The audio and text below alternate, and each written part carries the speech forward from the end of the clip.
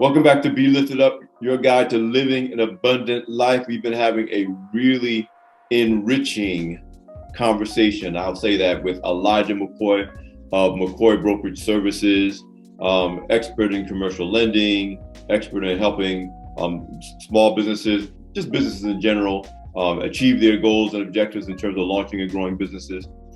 You know, Elijah, I really want to leave the Be Lifted Up audience with some actionable things they could be doing. And I want to break it up probably into a couple of different categories. People who are thinking about starting a business that haven't started one yet. People who have started a business but are just starting to feel the need for financial help.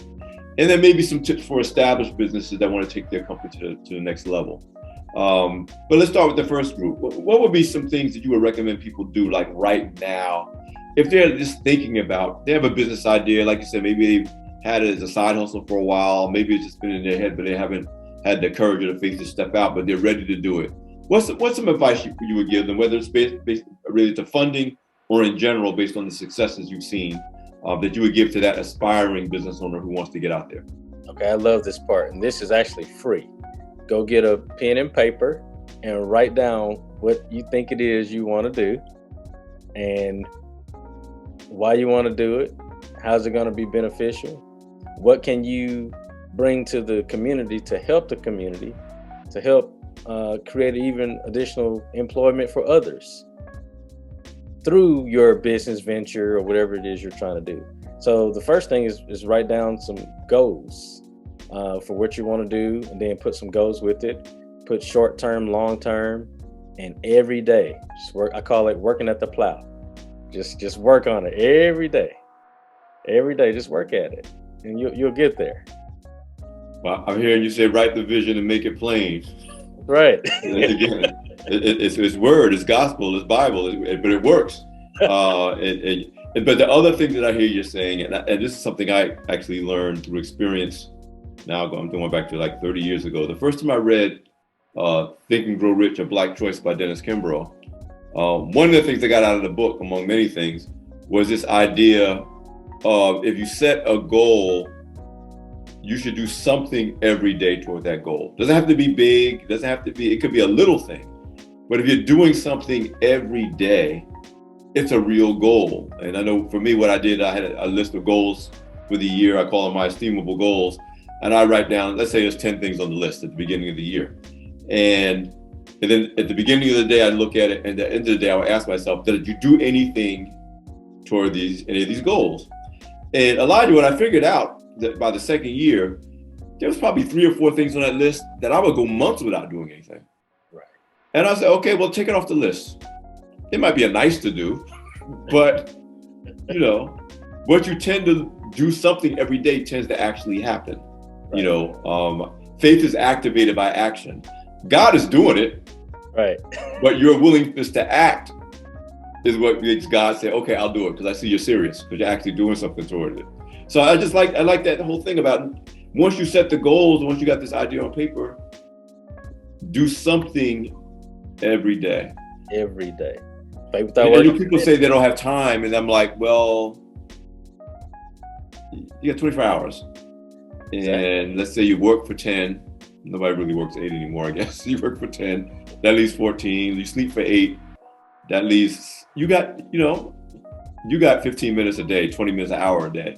Right. To work on your vision. Correct. People make time for what they want to make time for. People make time to go to a football game. We can take 5 minutes, and I love football. I love basketball. We can take 5 minutes out and write down some goals and put your vision down on paper. In the end, that will help them and their own families around them.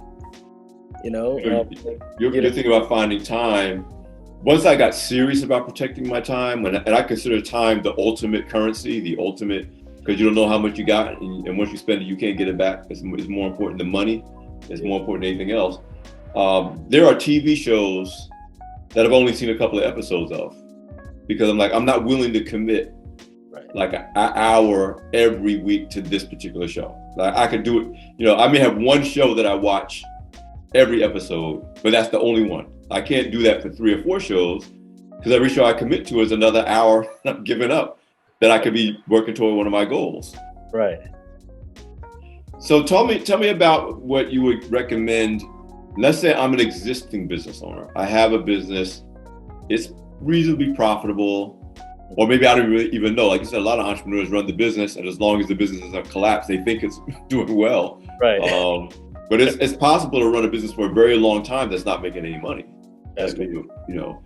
But so what would be your recommendation for someone who has an existing business, but may not be really on top of the financing and the funding, or maybe missing opportunities because they're not really looking at what they can fund?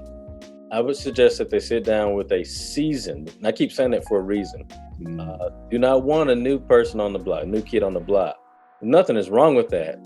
But if you're a seasoned investor or a seasoned business owner, you want to sit down with a veteran as well that can guide you through the process. They can look at your financials and tell you right away what's missing, what's the missing link, where are the holes at, where's the money going. They can look at that stuff and point it out to you, because typically a day-to-day owner-operator, they're not looking at those numbers like that. Most don't even check it. Some do, but some look at it, and as long as it's looking okay, it's fine, but they don't see all the little holes in it. You need a seasoned investor, look at your numbers. They can show you where you can improve in certain areas, and they'll be able to tell you, okay, you need to cut down your expenditures. You're hiring too many people. You're hiring too many people. You don't need a greeter at the door in a medical office. Let the receptionist also be a greeter or something. You know, you could find ways to cut down some of the expenditures. And so, you remind me of a great piece of advice I got from one of my entrepreneurial mentors that I pass on. He said, most businesses don't collapse because of a blowout, like a tire that blew out in the car crashes. It's the slow leaks. It's the tire pressure's off and the car's still rolling. You think everything's fine, or the oil is leaking, or it's the slow leaks that kill businesses over the long run, precisely because you said people are so busy running the business. They're not stopping to realize, you know what, my travel expenses went up. Why? Right. Well, because people started flying first class instead of coach, and they ain't saying it to you. Why is my margin shrinking even though I'm selling more product? Like you said, taking the time and having a seasoned expert or a business owner or to say, listen, let's go through this and find out what's different. It's just really important, even though a lot of entrepreneurs don't feel like they have time or they don't want to stop to do that. It really is, Alfred. I want to tell you about something. You ever went to a drive-through, and then at a drive-through you got, let's say maybe you got 2 or 3 napkins in your bag, and then you go to another drive-through and they may give you like a handful of napkins. Those are slow leaks. That eventually will drain the business. They're spending so much on supplies without getting a return on. So that's the kind of stuff I'm talking about. That's a great example, because we think the food business is about selling food. So as long as they keep track of the food, it must be okay. But yeah, I see, again, if you look at some of the places, they have young people who they're doing their job, but they don't care how many napkins you get. If you don't set a policy, they'll grab a whole handful and throw it in the bag.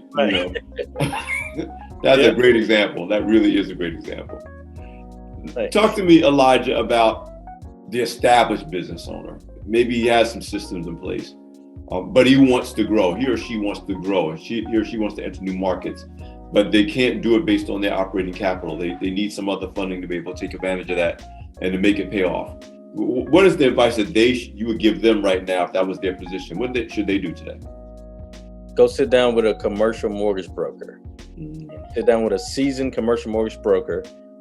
Show them all your taxes, financials. Within minutes, we can pretty much tell you what you need for your business and how we can get you the financing vehicle to grow your business. We can show you how to get the capital that you need to grow your business and take it to the next level. How important is it let me say it a different way. How much value do you bring as someone who can educate entrepreneurs about how to evaluate what's a good deal for them in terms of finance. It's like all money ain't smart money, you know. Right. But talk to me a little bit in the time we have left about the value you bring in helping entrepreneurs, to educate them a bit about, you know, this may not be best for you, even though it looks like a good number. This might be better for you. The terms might be better. The way it's structured might be better. Talk a little bit about that before we close out. What we do, we shop the marketplace for the consumer versus them going around to every bank getting hits on their credit. We can shop it with 100 banks if we choose, with no hard inquiry on their credit initially. We can get term sheets and loan offers, loan proposals with no hard hit on their credit. And we'll tell the customer, okay, this is best for you if we go down this road or this road. In the end, you'll be here. You'll save X, Y, Z. So we're financially advising them on their business to show them how to grow even more so. Elijah, listen, man, I want to thank you on behalf of my co-host, DC Marshall, who couldn't be here. When she hears this conversation, she's really going to be like, oh, I should have been there. She's serious about especially women-owned businesses and Black women-owned businesses. And she's really going to appreciate all that you blessed our audience with, just as I do. Thank you so much for being our guest on Be Lifted Up, your guide to living an abundant life.